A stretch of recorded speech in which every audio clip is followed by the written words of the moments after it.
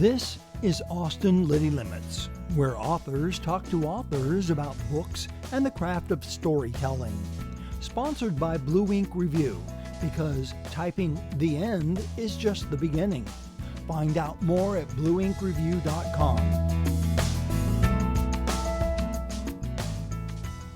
In this episode, we had the chance to visit with Richard Z. Santos.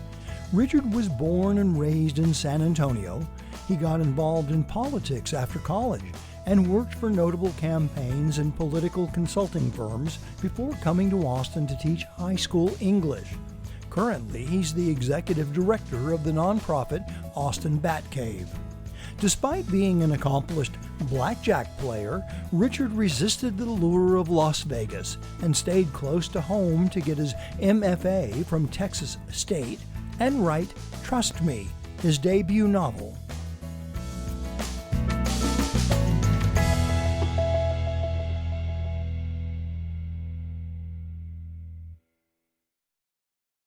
Welcome to the show, Richard Z. Santos. Thank you, Scott. Happy to be here. I'm excited. Excellent. So tell me a little bit about this magic bus that you're on. Oh yeah, so I'm executive director of Austin Batcave, and this is our Batmobile. It's our mobile library and classroom. And you can learn more about us at austinbatcave.org. But our mission is to provide free creative writing workshops to students in under-resourced areas. So we're going into schools that have had a lot of their arts programs cut. We're working with individual teachers. We also do summer camps, spring break, all sorts of different things in many genres. And we've started some adult classes as well, which are not free. Kids programs are free, but the adult classes are just a few bucks, and they help us keep those youth programs free. So check us out. Join some of our reading or writing groups, and we've got some cool stuff going on. Very cool. Yeah, I've lived in Austin since 1989. But I've realized over the last 10 years that there are a ton of writers in Austin and a ton of writing resources in Austin. And you've also spent time in New Mexico. Can you describe maybe what the writer scene is like in New Mexico compared to Texas? Do they have support there? What's the difference between the two? Yeah, I've also spent a lot of time in Washington, D.C., but I think the Austin literary scene is great. And it's really, really unique in that it's so great and friendly. Like, it's a really easy scene to access. I know COVID has made that a little bit more complicated, but there are many different ways into the scene, as it were. And there's some really great writers here, really professional writers doing some of the best work that's out there in any genre. You pick a genre and there are going to be people here. Austin really has held on to some of their creative writers, which is great. Between the Writers League of Texas, the Texas Book Festival, Batcave, Badger Dog, all these audio writers, all these great independent bookstores in town. As long as you're out there, you're going to readings, you're showing up at events, you're joining these groups, you'll become part of the crowd. You'll start to see the same people, and it's great. And I think that's different from a lot of other big cities where things are a little bit more fragmented, where professional writers aren't on the scene as much. Whereas I think in Austin, people are looking out for each other, and that's great. I have to agree with that. So I read your novel, Trust Me. This is a novel set in the crime world in New Mexico. It has two protagonists. One is Charles O'Connell, who's like a PR guy who gets hired to work for a company that's building an airport / something else. And then there's also Gabriel Luna, who's a worker at the site that his life gets turned upside down, but what happens? So you have a background in PR and politics. How did that influence Charles' worldview and the work that he's doing?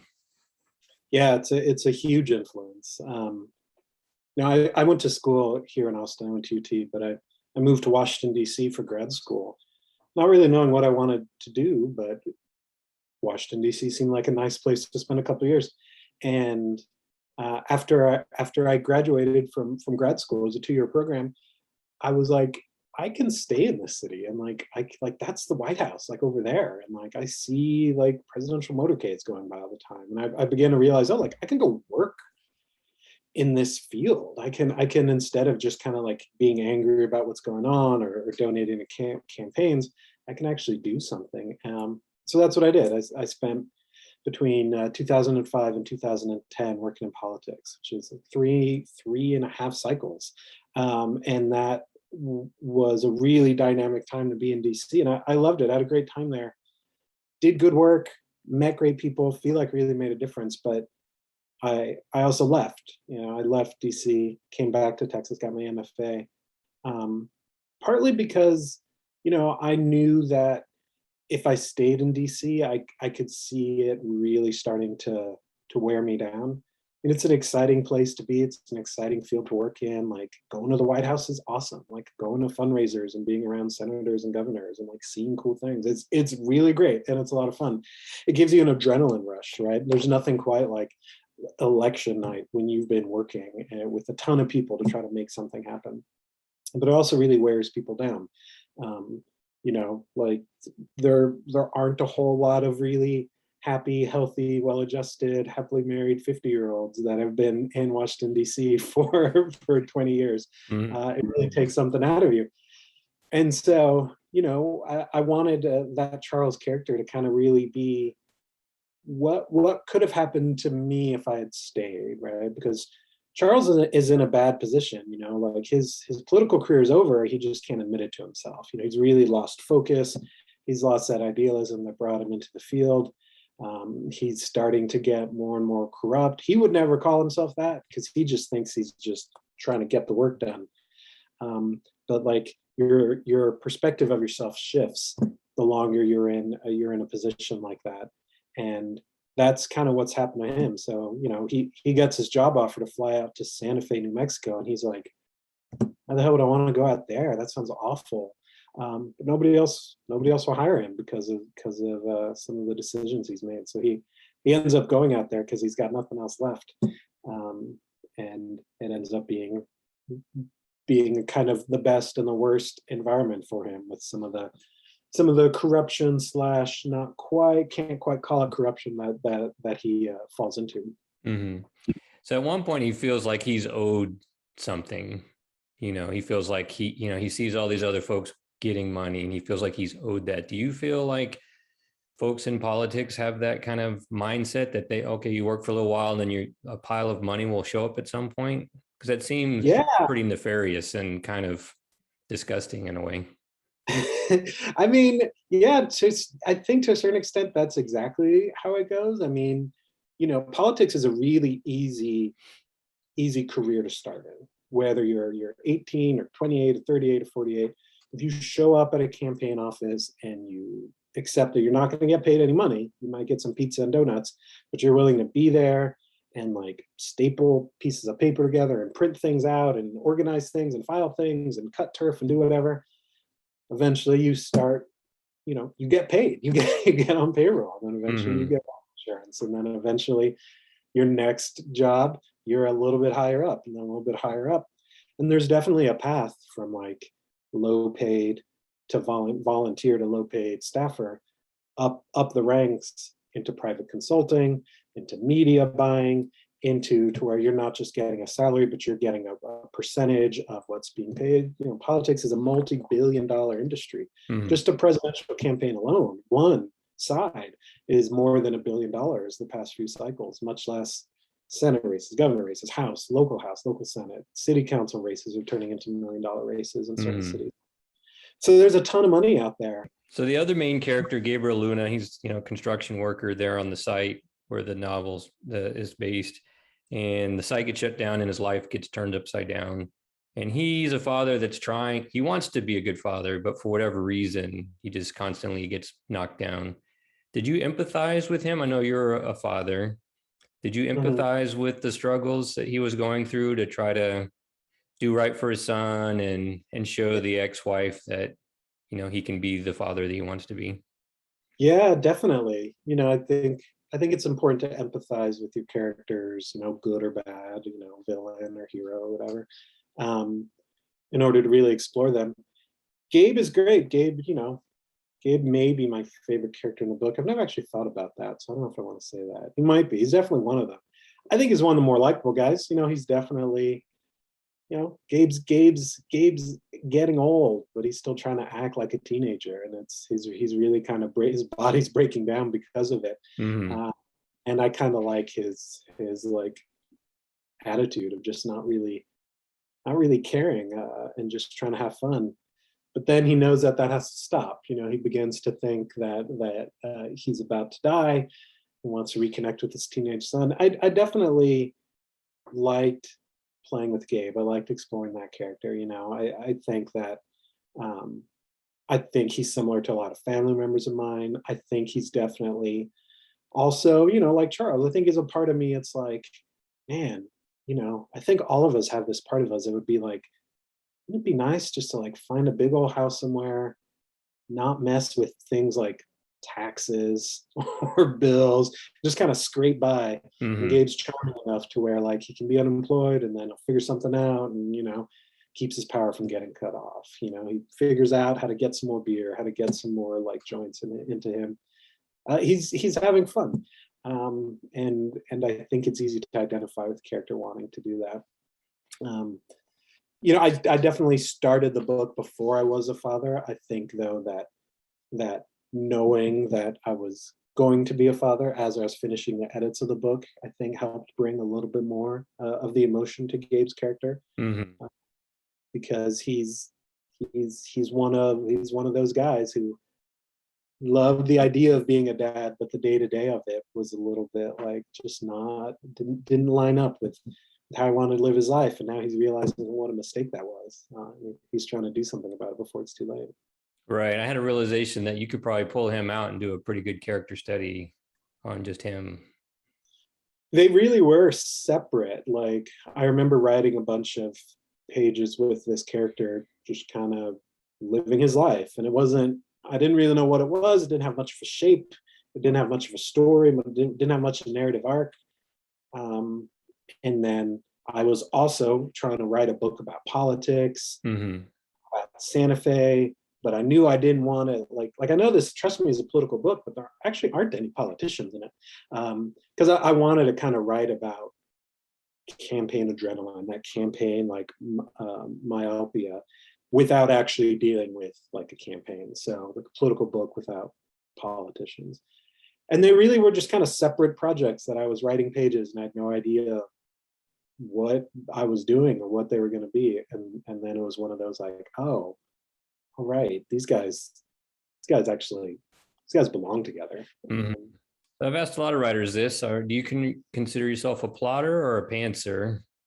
And for some that don't know what that term means, pantser is, writing a story by the seat of your pants, or, plotter is someone who would maybe outline or plan ahead. And I know you revised this book quite a few times, but did you plan it initially or did you just kind of work it out as you were going? Yeah, I was all over the place. It was with this book.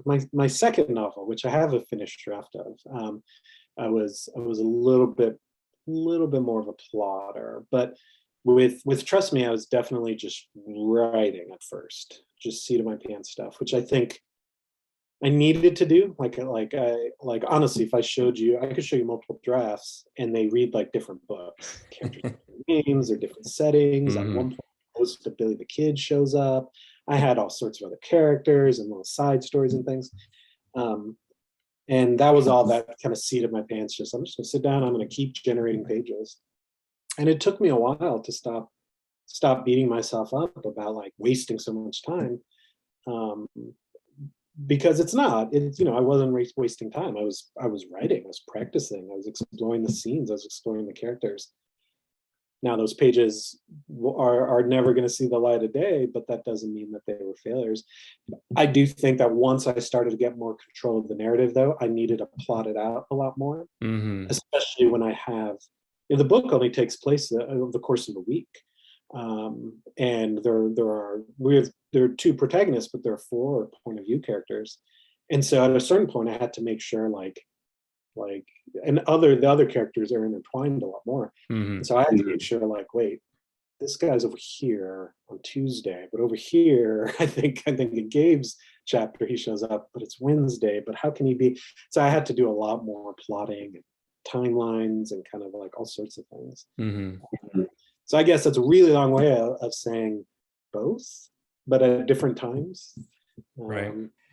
So when you were going through that process of then trying to plot out and map it out, did you think to yourself, maybe I should have done this from the start? Yeah, but also I knew that I couldn't really. Like it was just such a, I think that messy start, that messy first few years with the book, which were, you know, it's easy to look back on and say, oh, I needed to do it, but it was not super fun at the time. Um, yeah, I think it's just the way it ended up. My second book came out in I was able to write a first draft that I knew needed a lot of work, but I knew was basically the arc of the story. And my first kind of like sitting down and pushing it through. I think it took like 4 or 5 months, as Mm. opposed to like 6 or 7 years. Now that draft is still like I'm still going back. It's, you know, it's been a couple of years of fixing it, but the structure will stay the same in a way that was not the case at all with Trust Me. Hmm. Yeah, it's amazing that how that happens. I've written 6 or 7 novels, and it seems a lot easier now just because I've gone through that process so many times. And it's interesting that, like in the movie The Matrix, when he sees all the different things, when you first start, you don't see that. But then once you do it a few times, you start to see some of the different levels. And then I found that recently planning beforehand makes the writing a lot easier for me because I go, okay, well, I'm going to do this, this, and this. And I wasn't a plotter when I first started, but I am now. Yeah, well, it can seem like forced, I think, especially at first. And Hmm. you know, like what does that outline look like? Is it like an old school, like in middle school, capital, like Roman numeral one, and then like lowercase a? Hmm. What is it even? The one thing that I've started to do recently is plot in my head. So like I'm even like I don't want to start typing too soon, whether it's like an essay or a story or something else. But I just let myself kind of let the characters exist up there. Hmm. And then at a certain point when I feel like I have enough down and where I'm worried I might start to forgetting things, that's when I might start like actually typing some things out. So I'm kind of like plotting in my head. Hmm. Yeah, I find I have like a 3 or 4 month period before I start work where I just kind of ruminate about what's this character like? What's this character like? What's their life like? What are they doing? How do they relate to each other? And just kind of think about it. Maybe jot notes, but most of the time I don't. I just kind of let it stew for a while. You do the same Yeah, thing? yeah, pretty much. You know, you just let them occupy some space in your head for a little while. And I suppose that with some people that needs to happen less and less time. I imagine some people can just be like, oh, a couple days, and they can already start to hear the voice or whatever. Hmm. Um, So since you've spent time in New Mexico and Texas, who has better Mexican food? it's really a trick question. It is. There's so like the Tex-Mex food that kind of exists from Central Texas on down, um, and much less the kind of like interior Mexican food that's starting to come up, doesn't quite exist in the same way in New Mexico. You know, it's so many of the same ingredients, but it's different. And you know, red and green chili is definitely like the dividing line there. In New Mexico, those hatch green chilies you can get them on everything from like you can go to McDonald's or Pizza Hut and they'll have green chili, much less real authentic places. And you just don't find it in Texas, Hmm. unless you're like buying it for that like that 1 week when it's available and roasting it yourselves, which is what I do. But yeah, they don't have breakfast tacos in New Mexico. They have breakfast burritos. Oh, But you know, if you fill them full of like green chili and beans, then that's better, even though they're so much bigger. They're pretty different. Pretty different. all right. So now's the time in the show where we do the lightning round. It's a concept we stole from inside the actor's studio, but it's not theirs. They stole it from Bernard Pivot. He stole it from Marcel Proust. Richard Z. Santos, are you ready for the lightning round? Probably not, but it's happening anyways. We're doing it. All right. What's your favorite word? Discombobulate. Ooh, I like that one. What's your least favorite word? For some reason, the word crumble came to mind. Mm. I cannot tell you why. What turned you on? uh, art that is like knows what it's doing and does it well, whether it's weird or normal or What turned you off? I guess unfinished work, things that just are a little bit more muddied. What is your idea of happiness? I get a lot of happiness when when I finish something, whether it's like, and it doesn't have to be a creative piece or anything, though it can be, maybe it's a book review, maybe it's a story draft, maybe it's just like an email for work that I've been putting off. I like finish it, and then I get up and I like go see like my daughter who's almost 2.5, or like go hang out with my family. Something about being able to walk away from a finished thing is very, it makes me very happy. That sounds great. Who's your favorite author? I think Toni Morrison. Although John le Carré is right there too. Both good I know choices. it's an interesting pairing, but they're both great. Excellent. If you could be a character from any well-known novel, who would that be?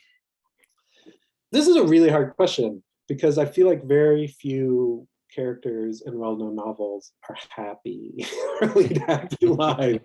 That's usually like, to be well known, to be in a great book, they're usually like struggling with something. So it's not like, if I pick George Smiley for John le Carré novel, I mean, like, he's super brilliant and kind of interesting and has all these experiences. He also lives like a really dreadful personal life with all sorts of like issues, and is ultimately not a happy person. I think so that might be an answer. I think a good protagonist of a good horror story, like something by Brian Evanson or Stephen Graham Jones, that would be exciting. It would be nice to be the ones that live and make it out in the end. Which doesn't mean I want to like experience the horrific things, but like going through those like intense experiences would be interesting. Triumphant, for sure. Yeah. What profession other than your own would you want to attempt? Would I want to attempt? I've been wanting to write screenplays, and I keep trying. And I've written some like TV kind of like piloty sort of things. So different and so weird that it's really, really challenging. It's not just like you write this and you can do that. I'd like to keep trying that. Oh, I have some suggestions on books. I'll tell you later. What profession would you least want to do? I've had a bunch of different careers. I mean, I was a high school teacher for 7 years. I worked in politics. I had all sorts of like odd jobs during college and grad school. I think for me, it's about not going backwards. Like I've thought seriously about going back into politics, right? Around Obama's re-election, 2016 campaign, even in 2018. I was like, I should go back, and even starting to talk to people about what that would look like. Then ultimately being like, I don't want to go back. I had a great time teaching high school, 8th grade through 12th grade. Incredible memories, but I don't want to go back. I really don't want to go back to that. I mean, at Austin Beckett, I'm still working with students. I taught a workshop last night with a bunch of middle and high school students. But it's not the same as teaching. So I think anything too similar to what I've done before is something I don't want to do. All right, last question. If heaven exists, what would you like to hear God say when you reach the check-in desk? People have been waiting for you. Very nice. Richard Z. Santos, your novel, Trust Me. Go pick it up at the bookstore. Thank you for being on our show. Thanks, Scott. This is great.